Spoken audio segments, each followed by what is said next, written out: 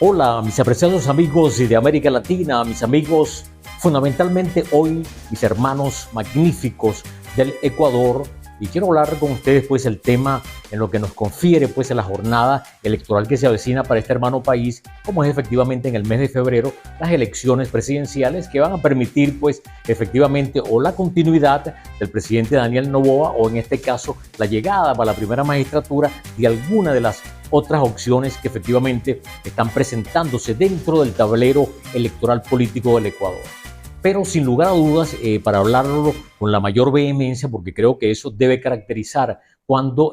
tocamos un tema tan neurálgico para la vida nacional de un país, y en el caso pues del Ecuador, que ha venido experimentando a lo largo de los últimos años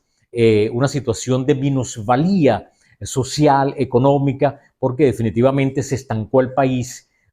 entró en aquello del ostracismo social, la delincuencia permea pues a lo largo de la geografía nacional. Estamos hablando en la costa, estamos hablando en la sierra, estamos hablando en el oriente del país, y definitivamente pues eso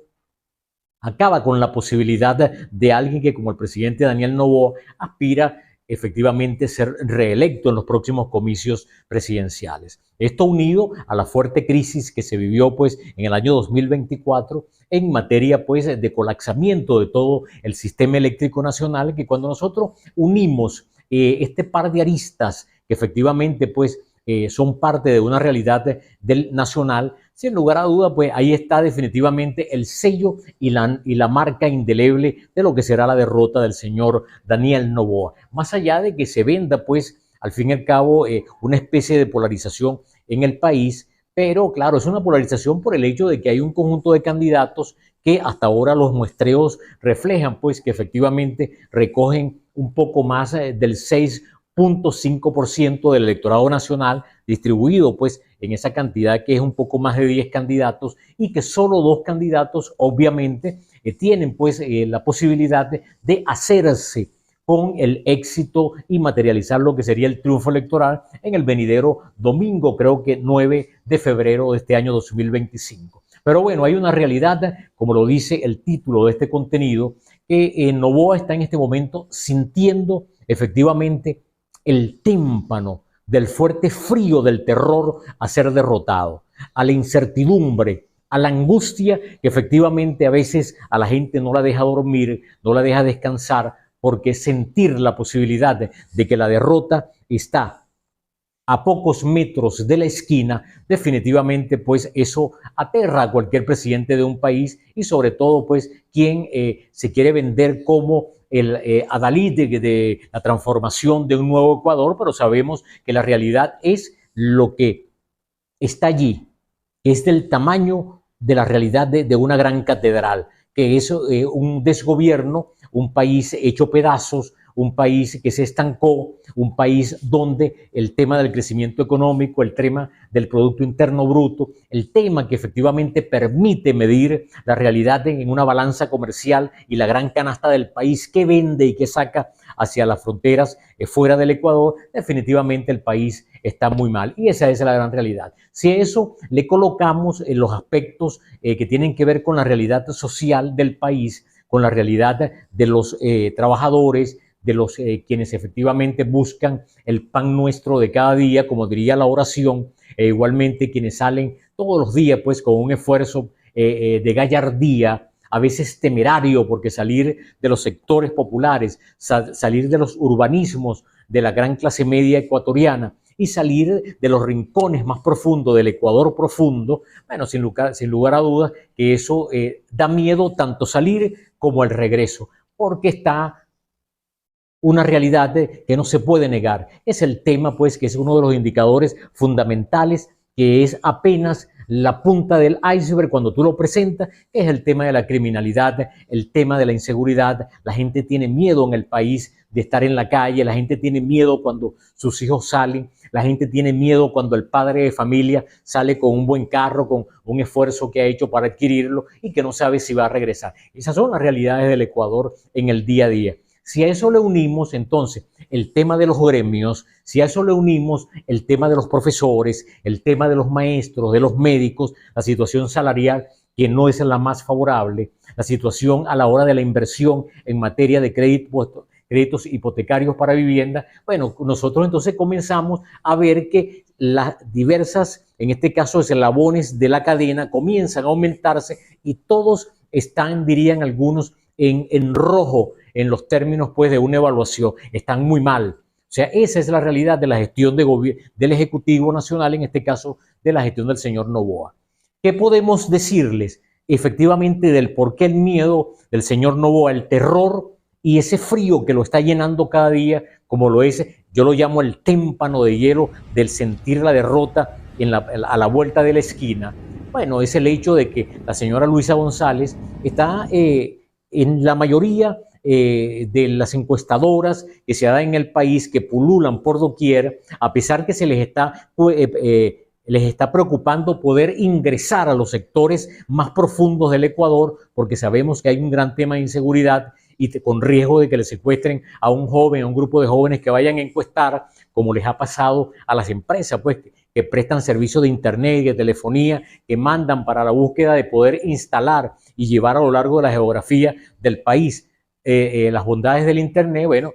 hay empresas que le han secuestrado a sus trabajadores porque la criminalidad está presente allí. Entonces, fíjense ustedes, la mayoría de estas encuestadoras, con ese margen de error que está en lo que se denomina entre el 1 y el 3%, es el margen, dentro de esos márgenes sigue estando la señora Luisa tocando pues el 35%, camino a un 38% de preferencia en el electorado nacional. ¿Y qué ocurre con quien habla de la polarización y que ha buscado invisibilizar a los demás candidatos, como es el señor Noboa? Bueno, definitivamente que su gran realidad es que está teniendo pues una preferencia entre el 28 y el 31% del electorado nacional. Una votación, obviamente, que cuando vemos en una participación que pudiese estar un poco más arriba del 61%, es indudable que él siente de que tiene detrás de él a una cantidad de seguidores, a una militancia que pudiesen hacerle sentir que tiene posibilidades de ganar. Pero aún así, con ese 30% que pueda tener el señor Noboa, fíjense ustedes, pero que no es una realidad tangible que lo va a adquirir, y por otro lado, o lo va a recibir por parte del elector,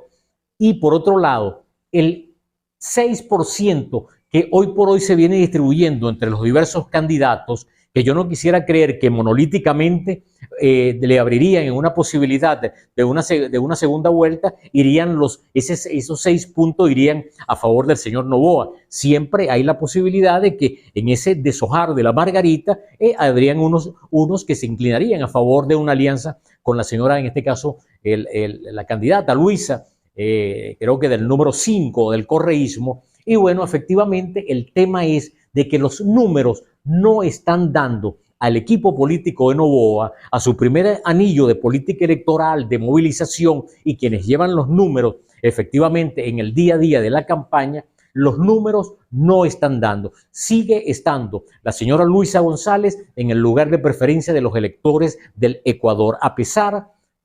de la abstención que va a estar presente, a pesar, bueno, esa abstención producto de un escepticismo, que hay gente que hasta